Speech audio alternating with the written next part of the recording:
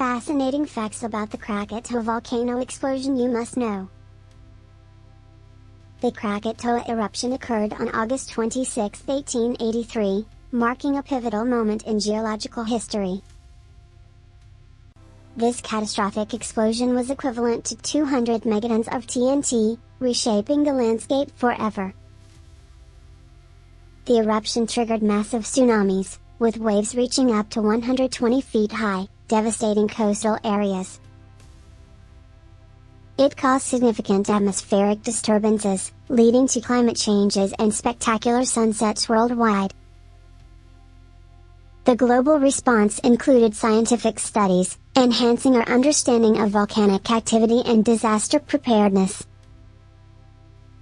Subscribe for more intriguing historical insights and natural wonders.